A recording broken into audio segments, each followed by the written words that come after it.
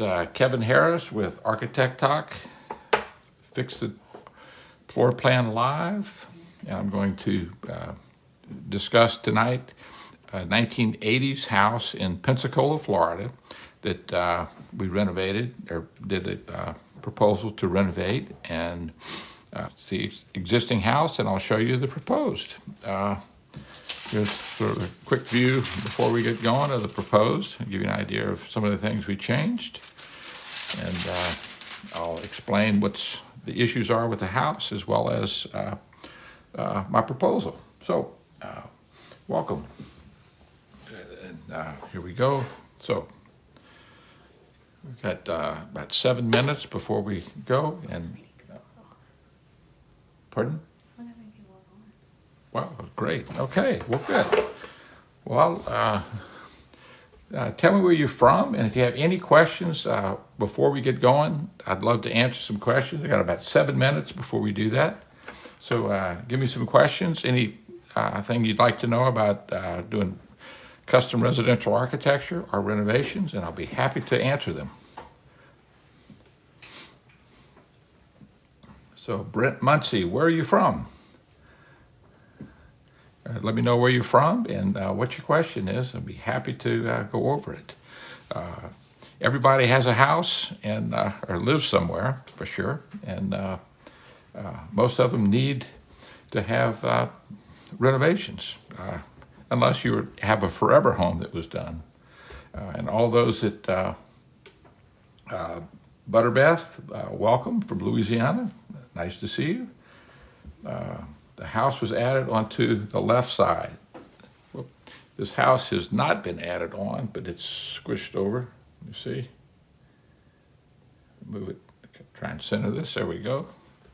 All right, so this is an existing house. This is the floor plan, how the house was originally built. It's got a garage here, a guest bedroom, guest bathroom, washer dryer, a little pantry, a kitchen, breakfast area, dining room, living room, and then 3 other bedrooms. So it's a 4-bedroom, 1, 2, 3 bathroom house. All right. Why bring in an architect rather than just a contractor for a remodel? Well, an architect will not remodel your house. That's a good question and a good point. Architects are like choreographers. We choreograph what can be done and done very well, and it's up to the athlete or the musician or the gymnast to actually follow through with the choreography, and the contractor serves that role.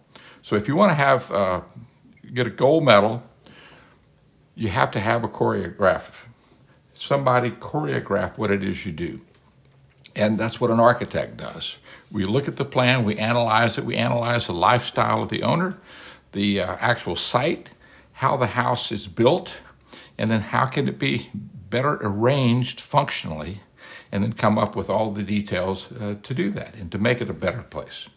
So even when we do that, we still need the contractor. So the contractor's not out of the position, not out of the game at all. We need the contractor, and as much as we need contractors, we need skilled craftsmen who are very good at their craft, and to be both the brick masons, the carpenters, the framers, the tile setters, the plumbers. Don't forget the plumbers. They do, most of their work is hidden, but you know when it doesn't work right. So it'll come back and get you. So it's all of the subs are really needed and very invaluable to the construction of a project. What are the 2 rooms off the foyer? This room here is the dining room, and this room here is the living room. This is the den. This house is in Florida, and I'll get through it in just a little bit. Do you need to be an engineer to draw specific plans for bearing and load permits? You need to be either an engineer or an architect. You need to have a license to be able to work on structures, and that's what both engineers and architects do. Do I do mostly remodels or rebuilds? I do It depends on the economy. When the economy is tough, I do mostly remodeling and additions. When the economy is better, we do a lot of new construction and new houses. All of them, however, we favor traditional and classical designs on our stuff. So we do both new construction and remodels. We also love doing historic preservation work. All right, so what did I do after school? After school, I went to graduate school. I got some more school. After that, I got a fellowship, went to Europe for 4 months, studied the architecture there, and came back, worked for a while, and then moved on back to Louisiana, where I started my practice, and I also taught at LSU for 10 years in the architecture department. So what is the difference between an architect and an engineer as far as buildings are concerned? Very, very good question. Architects work with engineers for buildings, and there's certainly a lot of engineering in any building. However, there's a lot more than just engineering in architecture. And so there's a big difference in the two, and it depends on how many variables you're willing to deal with or need to deal with the actual design. So why not make a Revit model? I use ArchiCAD, and it does 3D models. What I'm showing here is a freehand sketch of tracing the actual floor plan that we did, measuring the existing house. And then we use this as a very informal process to meet with the owners and sketch on tracing paper a proposal in front of them.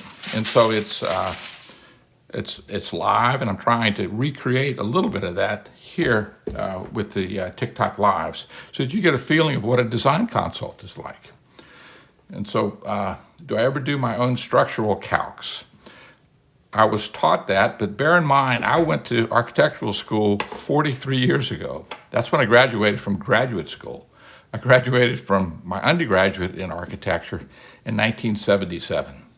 And we were taught engineering in the engineering departments. And yes, I've learned how to do concrete design, how to do structural design, as well as architecture and architectural history and everything, all of that. I do not think architects will be replaced by AI. I think AI will assist. Writers and poets will not be replaced by AI. AI will become a very resourceful tool. I like to refer to, actually my use of AI now is having a sort of a focus group of people, and I could change the tone of the focus group, and I use AI to write letters and proposals. So what's the difference between an architect and a landscape architect? Well, a lot of difference. They're both very, very beneficial on a project. Landscape architect focuses on the exterior, on the landscaping, and how to enhance the architecture and extend it out into the landscape. Frequently, landscape architects do get involved with exterior structures, and that's great, and they can do a very, very good job with that. Architects are not trained in the use of plant materials, nowhere near the way landscape architects are. Plus, landscape architects are trained in soil composition, soil drainage, and how plants will work together and how they will grow. And bear in mind that a landscape architect, when they plant the plants this year, the plants will look different next year. And so they have to be able to anticipate that, and they do. Architects, when we design the building will age, but it doesn't move around and grow or compete with its neighbors. So like landscape architects, or landscape does. So with the butler door going into the dining room. Okay, this is a sort of a butler door going into the dining room. And I'm going to actually go ahead and start talking about issues with this particular house. This is Kevin Harris with Architect Talk, Fix the Floor Plan Live, and tonight I'm discussing a 1980s house in Pensacola, Florida. So So write that. It was 1980 in Pensacola, Florida. And so some of the issues are, first, north. This is north, the front of the house. That means the back of the house is south. So the sunlight comes in, and there's a, this is the living room, or den, I'm sorry. Here's the den. Here's the living room, the dining room, the garage. Here's the guest bedroom. Here's the kitchen, the breakfast area. Here's bedroom number 1, bedroom number 2, bedroom number 3, and then, of course, the guest bedroom, which would be guest bedroom number 4, or bedroom number 4. There's 1, 2, 3 bathrooms. So we got 1 bathroom here, here, and here. This is the only bedroom and bathroom that makes a suite. So this is essentially the primary bathroom and bedroom. With the southern sun coming in, it's very, very bright, especially in Florida. And so there's, after this house was built, there was an addition, and there was this canopy on columns behind the fireplace. And behind here, there's a lovely backyard, lovely green backyard. And then it's going to be the biggest issue I want to hit. How do you get to the backyard? Well, there's a door right here, and there's a door right here. That's it. How do you see the backyard? Well, there's a small window here, windows at the breakfast room, windows in the guest bedroom, a little window in the primary bathroom, and a little window in the primary bedroom. But the den really doesn't address the backyard or the views. And so why is that the case? The case is because there's a giant fireplace right here, great big old masonry fireplace, which from the den, you really want to access both with views and physical access with doors, the backyard from the den. And so one of my recommendations, or one of the problems, is this fireplace is just in the wrong place. I would recommend that fireplace be removed. And the owners, it's in Florida, they don't use it. So what the heck? Let's talk about getting rid of this masonry fireplace all the way above the roof. The next thing, when you come into the house, you've got a dining room and a living room. Well, how big is this dining room? Let's check it out. This dining room is 12.5 feet by 11 feet. That's big enough for, it's no bigger than really the breakfast room. If you get a table here, you can seat 6 people, and that's it. The dining room is really tiny.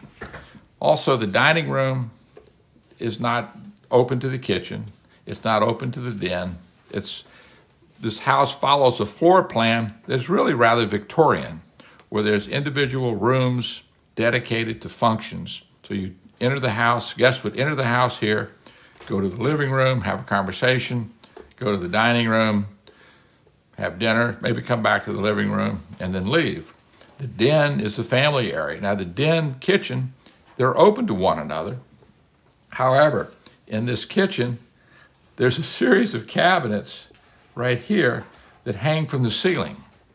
So if you're in the den and you want to have eye-to-eye contact with someone in the kitchen, someone has to duck down and bend over so you can see below the cabinets.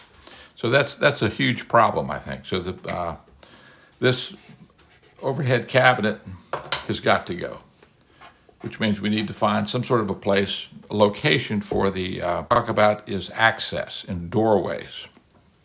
The doorway to the guest bathroom right here, right, is only 2 feet wide. So it's narrow doors.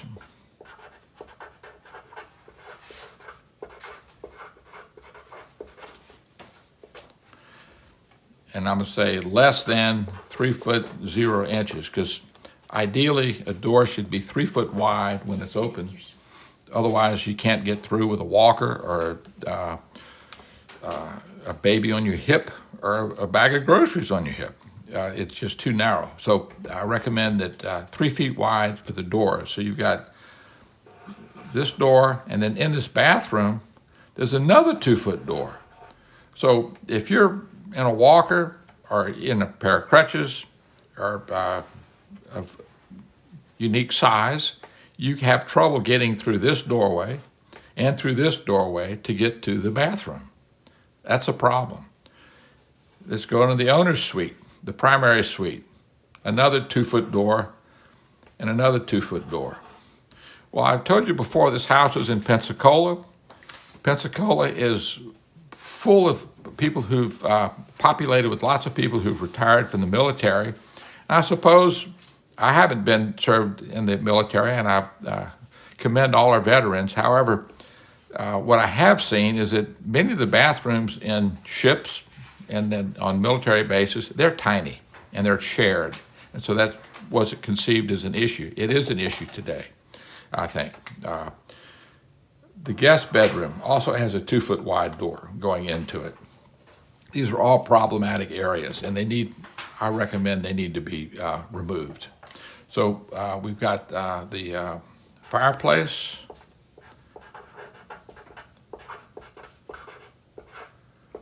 And the fireplace is blocking the view.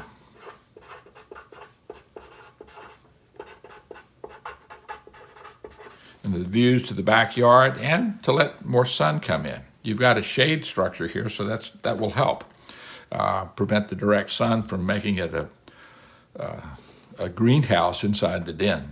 The den is great size. It works well. It's got a nice wall here for television viewing, which is the big activity in the den.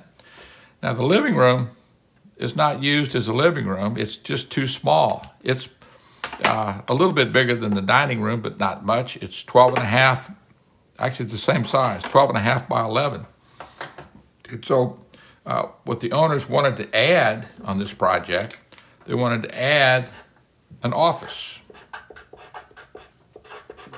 And as we all know, since COVID, the use of home offices has really gotten more and more popular, and especially with digital technology and communications and Zoom and things of that nature. So a home office works very, very well. The bedrooms, we've got 3 bedrooms over here. They're small, and they're for the kids. They work okay. The kids, either in twin-size beds or bunk beds, would work okay. So the next issue is in the kitchen. Dining room access is awful. And so what I'm recommending that we do is that we open up this kitchen some. And there's also a need for a much larger laundry room. Here's the laundry room right here, the washer dryer, and it's in the hallway from the garage. So there's no place so I'll say the utility room.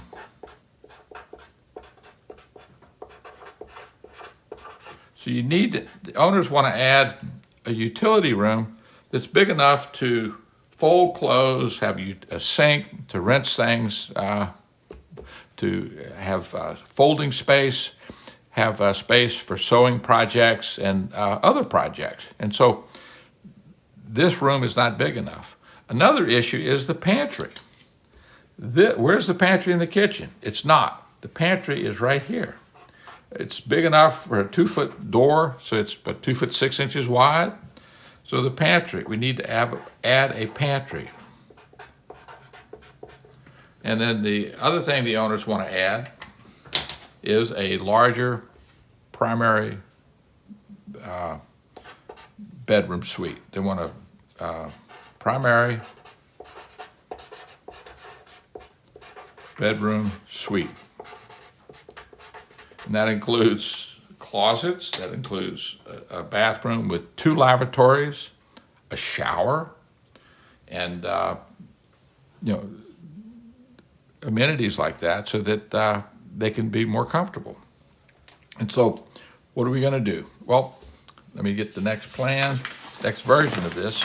And as a summary for those of you that have just logged on, I'm Kevin Harris with Architect Talk. This is Fix the Floor Plan Live.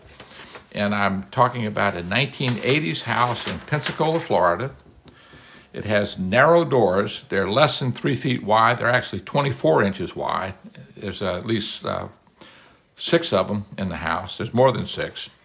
The fireplace right here is in the den, and it blocks the view and access to the backyard. The owners want to add an office. They don't use this living room. They want to add a utility room. This is the current washer dryer. They want to add a pantry, a butler's pantry in the kitchen. And here's the current pantry right now, which is 2'6" wide by 3 feet deep. And they want to add a primary bedroom suite. Right now, this is a primary bedroom suite.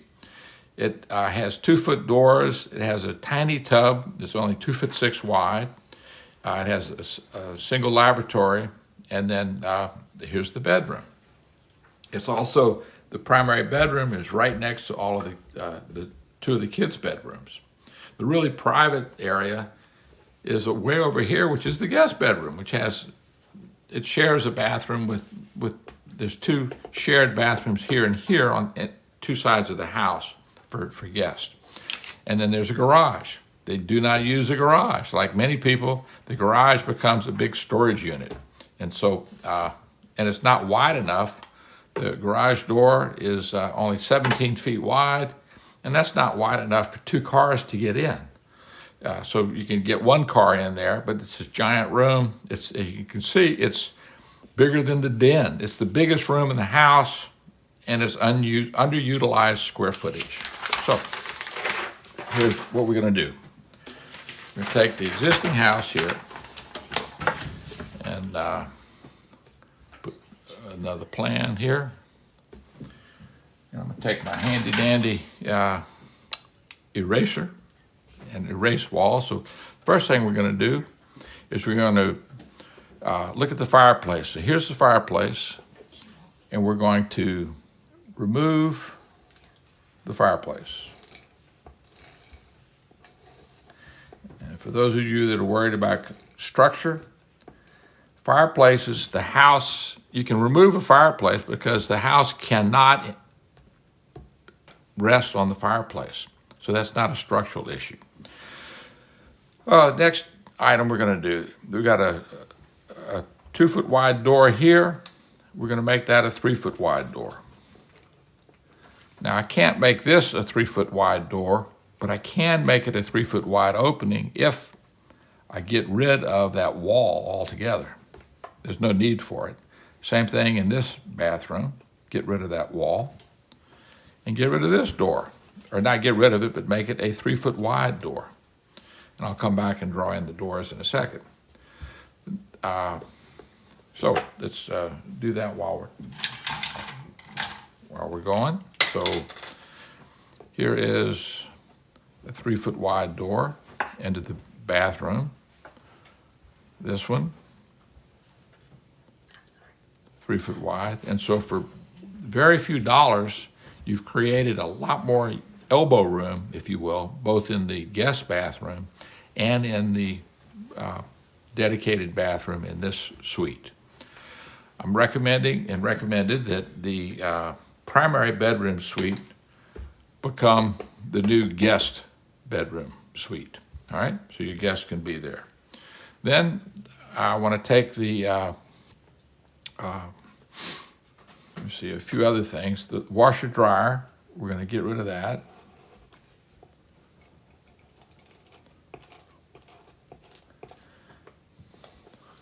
Get rid of this doorway here. And then, let me see. I'm going to get rid of this kitchen peninsula and the cabinets that are overhead. And remember, I've got to put those cabinets somewhere because that storage is very much needed. I'm going to get rid of this opening here, and I'm going to take the garage door, and we're going to use that space in the garage as a resource for other uses in the house. And its slab is 4 inches lower than the slab of the house, so it makes it easier to put in plumbing and then add as we need new plumbing, and then pour concrete to level the floor so it's all one level. So I'm going to widen this, put over here, and then let me see. This bathroom, which is the guest bathroom, we're going to take it out. Let me see. Sorry, we're going to take the laundry room out. And then this room here, which currently is the guest bedroom, we take out these closets. We're going to also make the doorway 3 foot wide. It's almost 3 foot, it's like 2'6", but we're going to make this a 3 foot wide doorway coming in. And that gives us 2 good walls to place things. We're going to make this the laundry, or the utility room, all right? And keep most of the structure that's there. So we've got the washer dryer. And the dryer is on an exterior wall, where it's currently here not on an exterior wall, so it has to exhaust up through the roof, which is a problem because it fills up with lint. This dryer will exit the house right here through the wall. And then, let me see, this door, we're going to close that door. No longer needed. And then I'm going to make this area here, dedicate this to the primary suite, if you will. So the bedroom would be here.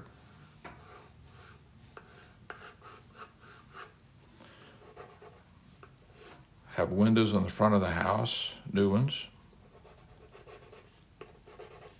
This would be a new exterior entry door. The driveway would be pulled back a bit, so it doesn't look like the driveway stopped, or like the cars are encouraged to drive into the bedroom. So the driveway will stop here. We'll have stepping stones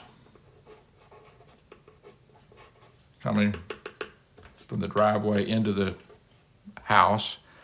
And in this section of the house, we'll have first a drop zone. And so this will be a drop zone with two cabinets, and then a bench, and then on this side, we'd have lockers. Now, when you come into the house from this side door, you can either go straight into this room,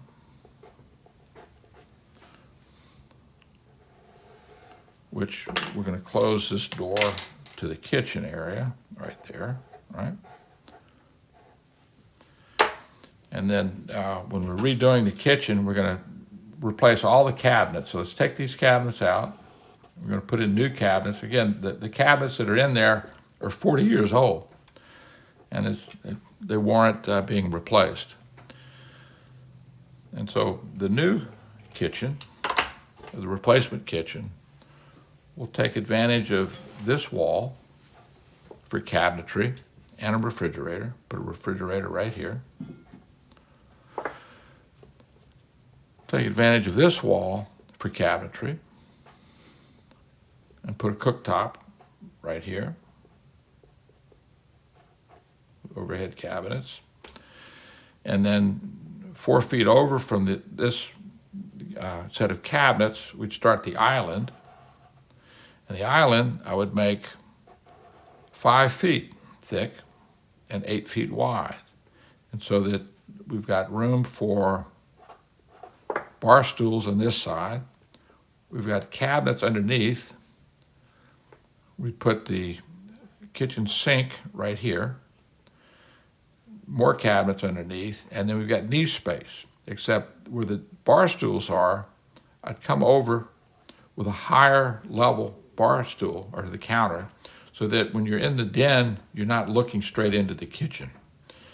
However, without the overhead cabinets, you can see, the eyes of the cook or whoever's in the kitchen can see the TV, and they can see all the guests and what they're up to. With the fireplace gone, you can leave this door here. We can take that window that's on the left side, remove it, and make it a door. So we have two doors going outside, and then where the fireplace was, let's put in glorious windows right here. There we go, right there. And then we still have to place the butler's pantry and work out a few other items. So with this, we've got the guest bathroom remains. We don't need to touch that. But this space right here, all right, this can become the butler's pantry. So I'm recommending right here, we've got space for cabinetry here, and cabinetry all the way to here as the butler's pantry.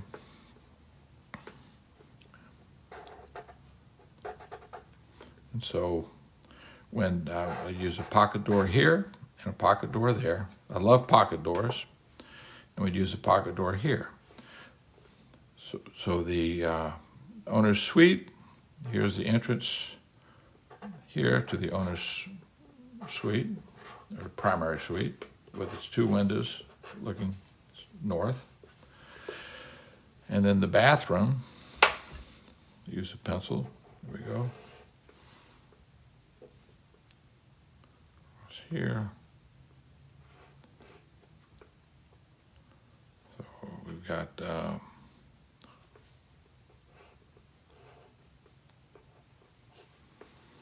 room for a potty right there in the corner. Got room for a large shower, and then room for two lavatories, and then on this end is the closet. Okay, so then you would have a door right here. It could be a pocket door or a swing door. And we got a lavatory and a space for makeup counter. And then this is a big shower with a bench in it. And these are your linen cabinets right here. So here's your closet, your shower, bench, shower head would be there. And these are cabinets for linen. This wall comes across. And we've got a 3-foot door. And we've got 2 lavatories. And there's the potty. And this becomes a window. It was a door to the outside. So here's the door into the primary suite. Back door.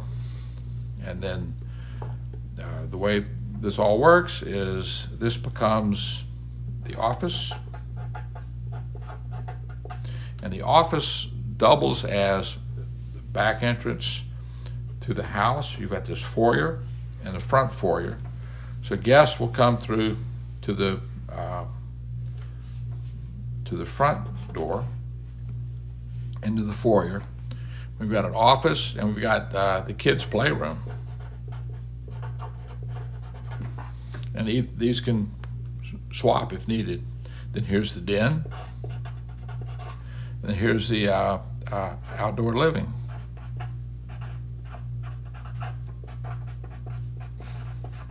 So, and there we have it. There we have it. So let me see some. Why not flip the tower and the shower and the toilet so you don't walk right into the toilet and see it from the bed? You can certainly do that. Not a problem. that's a good suggestion, and that certainly would be an option. Let me see. Make the laundry room smaller and the primary suite bathroom bigger. You can do that, and that can be done, but bear in mind this wall has to move. The structure goes from front to back, and that is a bearing wall. So if we did move it, we'd have to put in a beam, which is no serious problem, but you could play with those two. So They see people move right with their left hand. I am left-handed, and I do love being left-handed, and I love this correction tape because you can be left-handed, or you can flip this little piece here and be right-handed. So it's an ambi-turner, if you will. The word lavatory, is it used for sinks? It is actually. A sink has a bigger pipe in it. It has a 2-inch drain pipe. A lavatory has an 1.5 inch drain pipe. So there's actually two terms. So a lavatory and a sink are two different words. So in the laundry room, we'd have a sink, and then in the kitchen, we'd have a sink, and then in the bathrooms, you have lavatories. So why do you still do this on paper? Good question. Good question. Let me show you something. Here is my iPad. Let me open it up. My camera's covered. All right.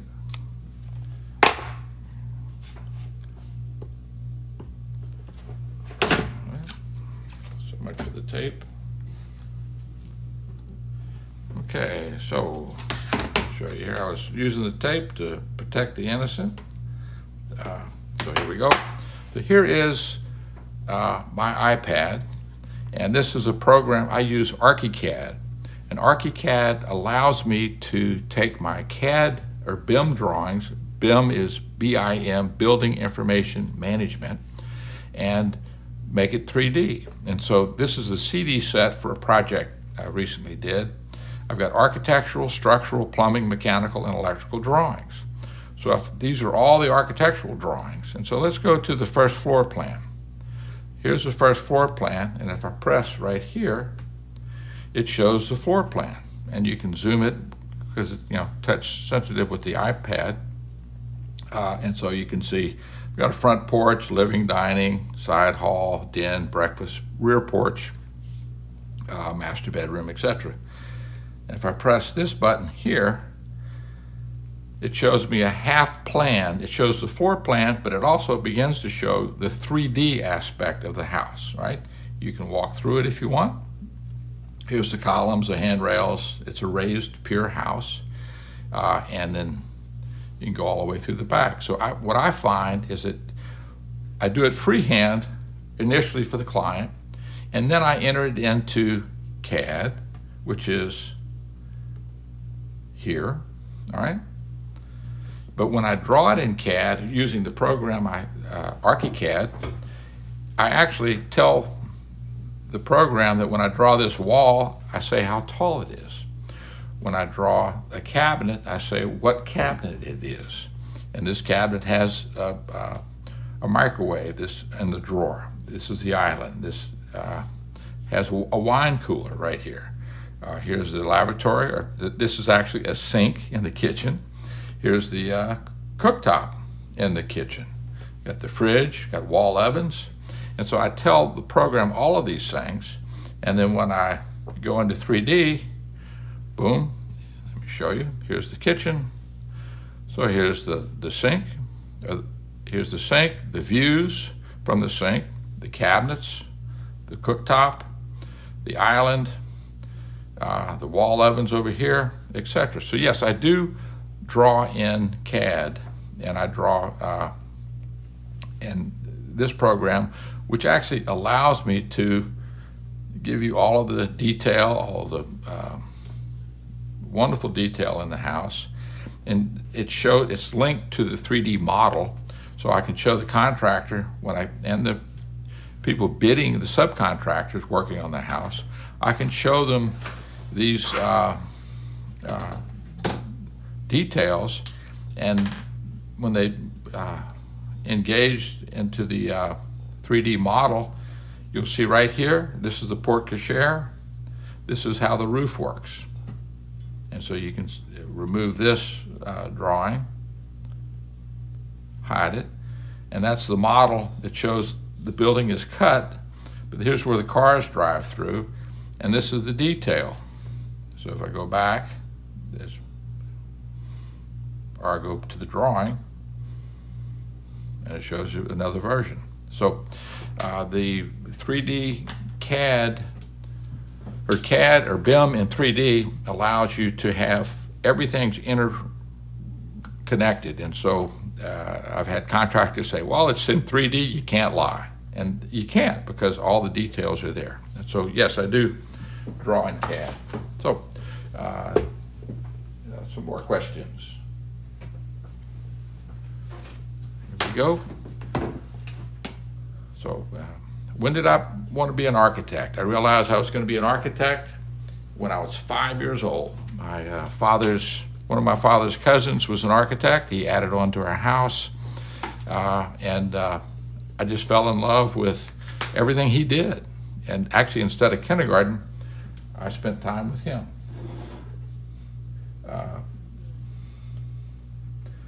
So I knew from 5 years old that I wanted to be an architect. So what's my opinion of Vectorworks?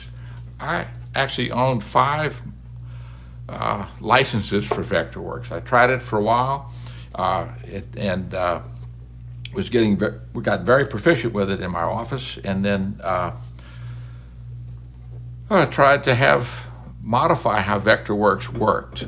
And Vectorworks actually has some AI in it, because it already has preset ways to do your framing, your cabinets, and that sort of thing. And what I found is that the work that I do is very, very custom. And so I found out that in comparing all the programs that are available at that time, about 15 years ago, that ArchiCAD was better suited for the type of work that I did. Vectorworks is an excellent program, however. Do I use SketchUp? I used to do SketchUp. And when I had Vectorworks, I did use SketchUp. And I used SketchUp to sort of make presentation drawings of the designs.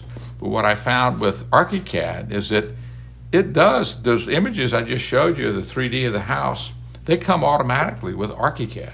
So I don't have to use Vectorworks. And if I pull a drawing up in ArchiCAD in 3D and I move something, it moves it on all of the plans, on the sections, all the details. It's very interactive, and it is very, very helpful.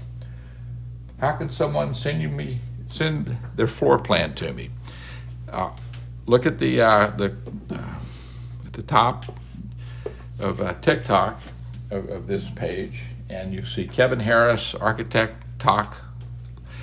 Check my website out. It's Kevin Harris Architect LLC, Kevin Harris Architect .com, and I do design consults. I do it as a service, and that's actually whenever I do a renovation for a client, I insist that we go through the design consult process ahead of time, and that's how I make a living as an architect. So it's a service, and what I'm sharing with you, this is an actual house in an actual city in a state I'm actually licensed in, which is Florida. So I'm licensed in 5 states, all the 5 states that front the Gulf of Mexico. So it's Texas, Louisiana, Mississippi, Alabama, and Florida.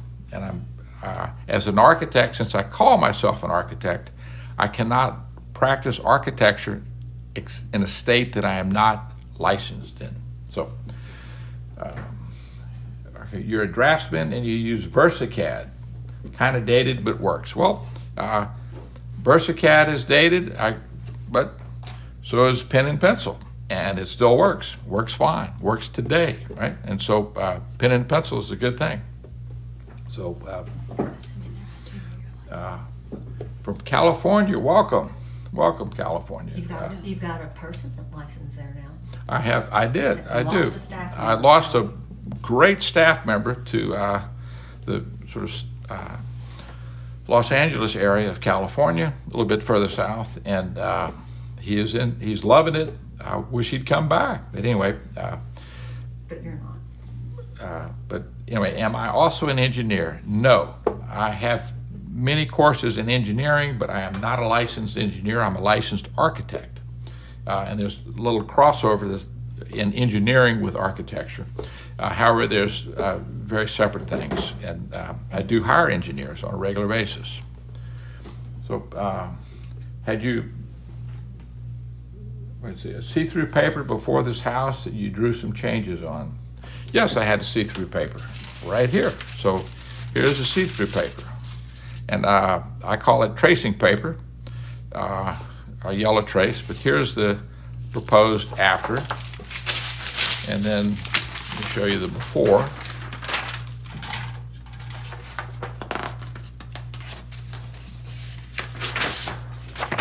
Here's the before plan, copy of it.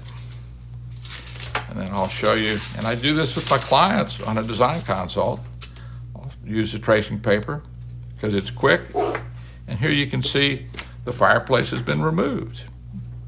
You can see that the washer, dryer, or laundry has become the butler's pantry. With the old cabinets in the kitchen can move into the butler's pantry, so you don't have to throw them all away.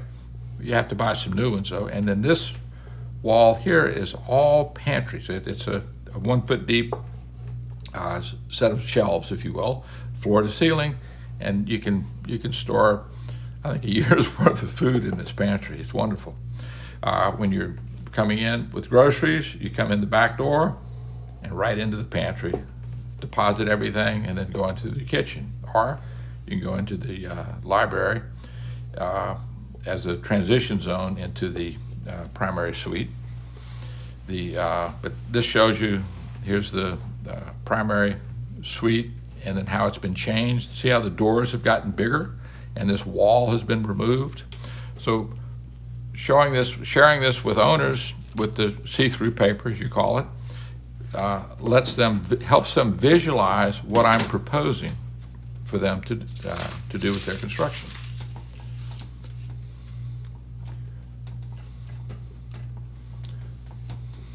So,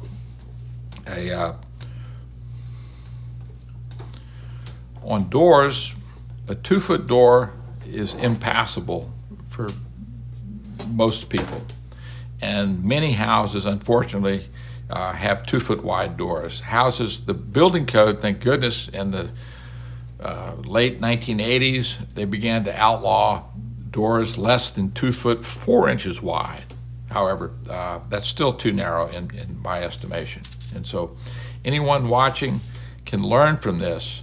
When you go through a house, if you're thinking about buying a new house or in the house you're living in, what can you do to improve it? One thing you can do is get wider doors and see that you can do that. And so this door, you got 2 foot door going into the bathroom.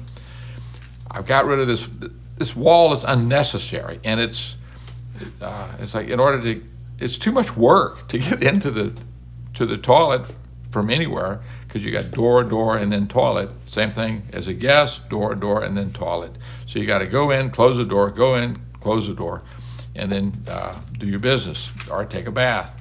But there's no elbow room in here. So by getting rid of this wall and make this door wider, make it 3 foot wide, this is now your bathroom, right? And so it's much more, same square footage. It's just a better utilization of that area. So if many of you say you have a similar floor plan, this is something for you to consider on how to do. You can renovate, but you can change out the sink, you can change out the faucet, the toilet, the tub, but you're not going to improve it immeasurably. You'll make it prettier, but if you want to increase the functionality of it and the chances of you wanting to live there for a long time, that's how I would recommend you do it. Can I suggest how to convert your floor plans into a 3D view? Yes, if that's an existing house, a program or a company we use. It's called Canvas.io, and we use my trusty iPad here. And one of these lenses on the back of my iPad Pro is a laser, and it's what it gives you is LiDAR, L-I-D-A-R, and I use the LiDAR to measure the existing spaces. I send it off to Canvas.io, and for pennies on the dollar, they will send me back a 3D floor plan with a model of the actual building. Yes, I do have a master's in architecture. But did you have to? I did not have to get a master's in architecture because I got my undergraduate degree was a 5-year degree in architecture. So I have both an undergraduate, a B.Arch, B-A-R-C-H, Bachelor's of Architecture, as well as a graduate degree. When do they need a master's? Now, there's an option to get a master's degree as an architect when it's your first professional degree. And it will take 3 to 3.5 years, not 5 years, but it requires that you have an undergraduate degree. So if you have an undergraduate degree in anything, doesn't matter what the degree is, put together a portfolio and then apply to a university that offers architecture as a first professional degree, as a graduate degree. And there's a growing number of those schools going around the country. So that's a good path to do.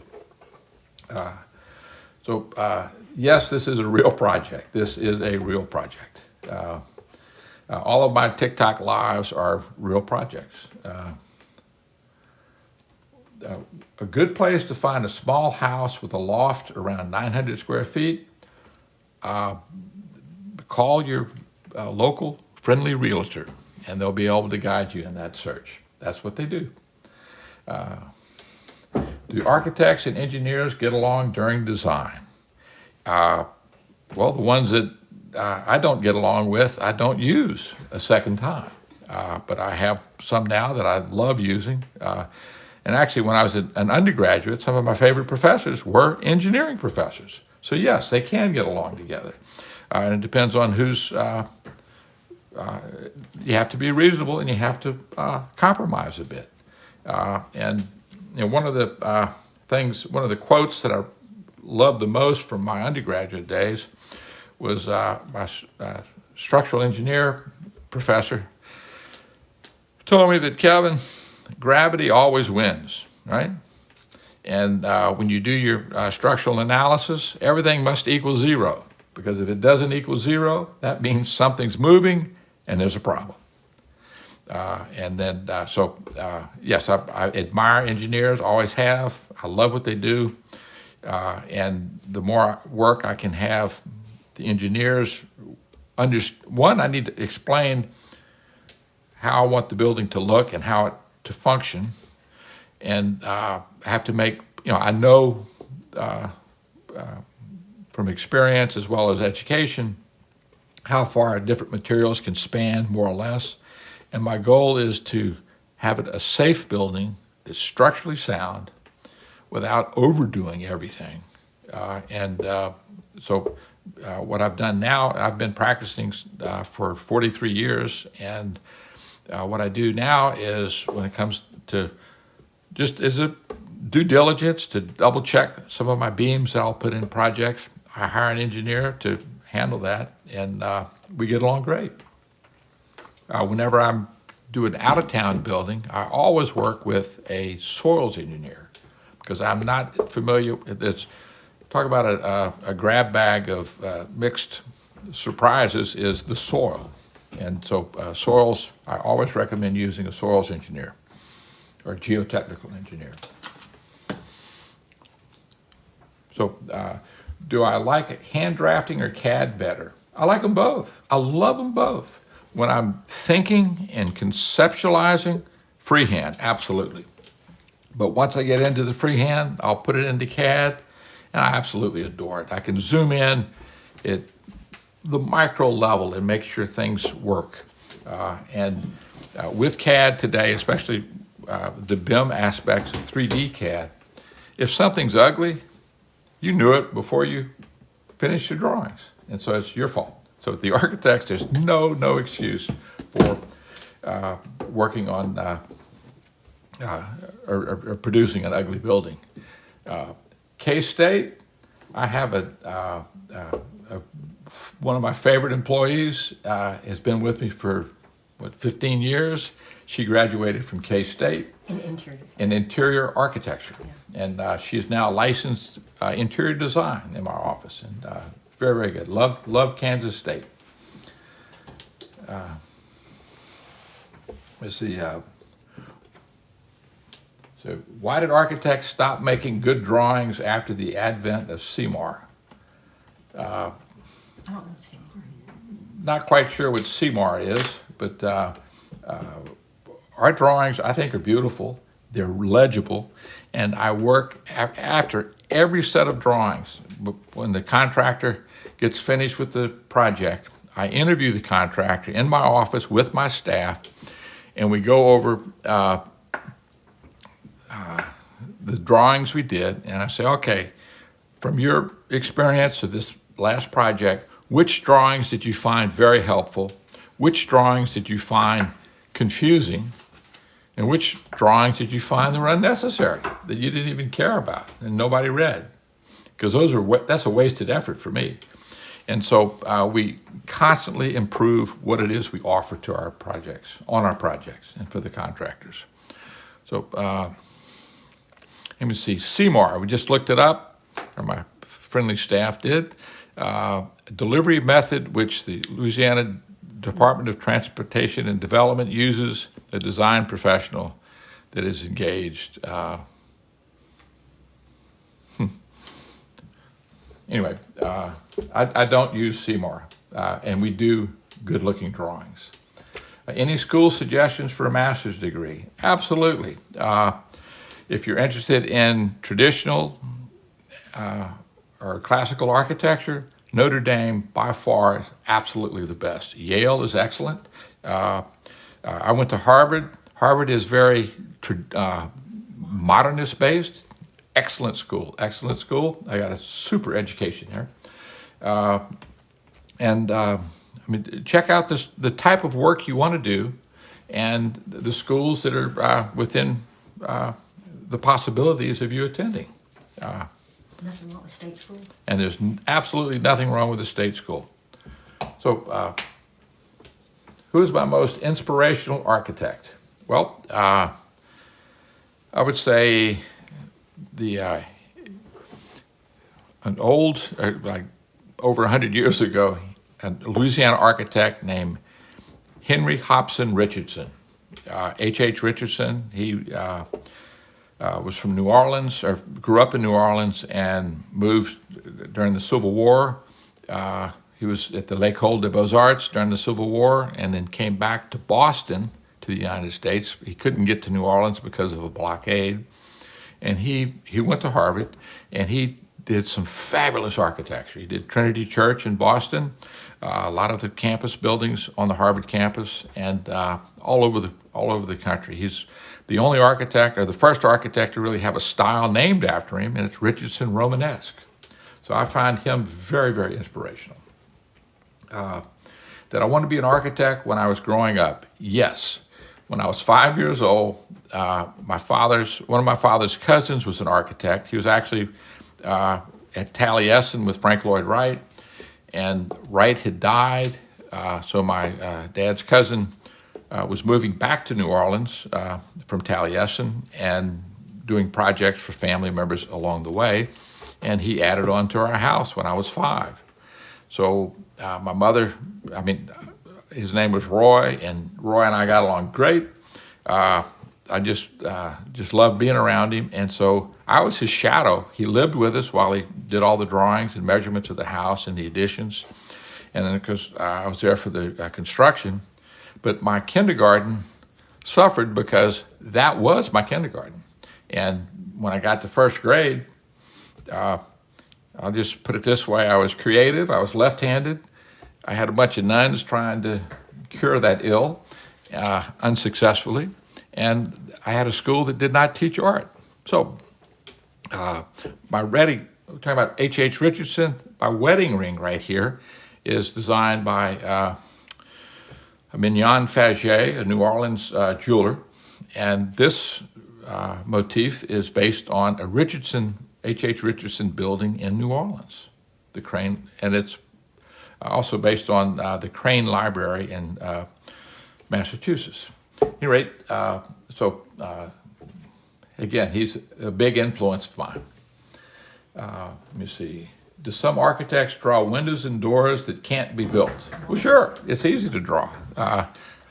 The first house I drew on my own, I was in school up in Boston, and it got built, but the contractors kept saying, "Easy for you to draw." So, yes, you can draw windows that can't be built, but I would challenge that and say that with a little creativity, you can figure out how to do it, and how to do it well. And many times, especially in my climate in Louisiana, where we have hurricanes, it's best to team. If you're going to have a big window, it's best to team up with a good engineer who understands who you can work with. He understands all the loads and things to anticipate with the look that you're trying to go for, and why is it you want to have a big window. So let's see. Do I do the remodeling as well, or do you work with a builder? I always work with a builder. I had said earlier and many times before, an architect is like a choreographer. The builder is like the athlete. And if the athlete wants to get a gold medal, the athlete can go to the Olympics, but without the good choreographer, you won't score. So another way to look at it is, I may be the painter, but I'm directing the guy with the paintbrush. And the guy with the paintbrush is the contractor and the wonderful subcontractors, the craftsmen that actually do all the finish work. That's something very, very much needed. I use ArchiCAD is the program that we use. Thank you for the compliment, J.D. Fro. If you win the lotto, you'll become an architect, so I could be broke in 3 years. That's a good point. When I was in graduate school, at the time, one of the